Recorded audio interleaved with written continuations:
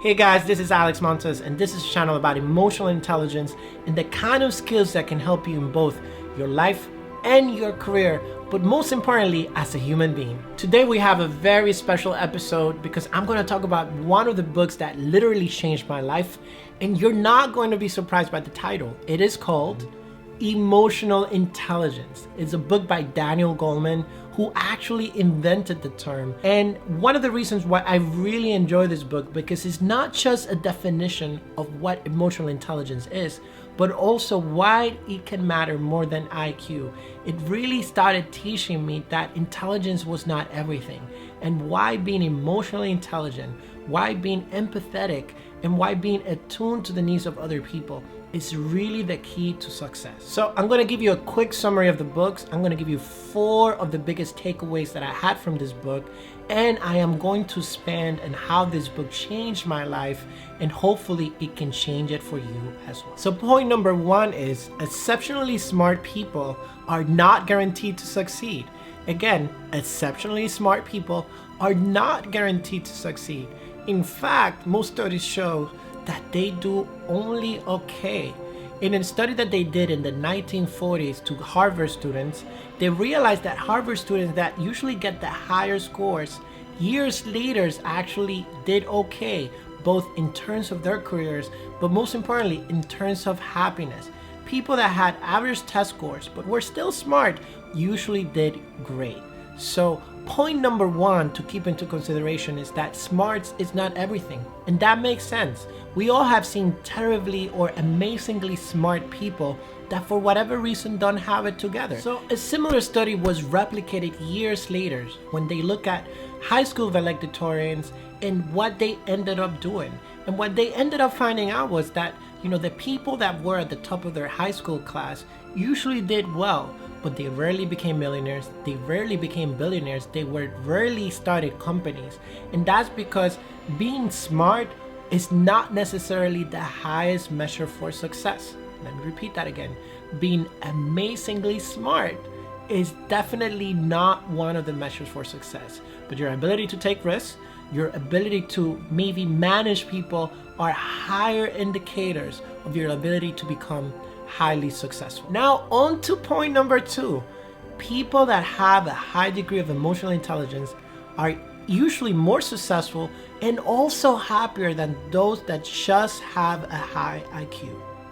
Now this is really interesting because also people that have a high IQ were equally as likely to have good grades. So even if they weren't the smartest people, because of the way that they regulated themselves, the way that they were able to deal with boredom, they were able to do better. And then when they went on to do their careers, because they knew themselves better, they were able to also influence other people and were likelier to become managers. They were also likelier to take on more risks and were likelier to become entrepreneurs and get other people to join them. Number 3 is, in order to be emotionally intelligent, you have to have 2 things. You have to be self-aware and you have to have the ability to self-regulate. First, let's start with self-awareness. Knowing when you're sad or knowing whatever sentiment you're going through and being able to label it is the key step for being self-aware. Really knowing yourself, really knowing how you're going to react to things is hugely important. But also being able to self-regulate. Sometimes you are upset, sometimes you're very happy, and it is important to be able to control those emotions. So people who are highly emotionally intelligent are both self-aware, but also have high levels of controls. And in order to do that, in order to become more self-aware, there are various things that you can do. But the most important thing is engaging in activities for getting to know yourself, and then also engaging in activities that will allow you to self-regulate. For example, meditation, which is something that allows you to think through before you commit to any action. Point number 4 is the definition of having a fixed mindset versus a growth mindset. People that have a fixed mindset are likelier to stay stuck in their ways because they believe that they're not able to change. However, people that have a growth mindset are able to usually learn new ways of doing things, are more hopeful about life, and as a result are usually more successful. For me, this was a game changer. In fact, I can tell you this is the main reason why this book changed my life.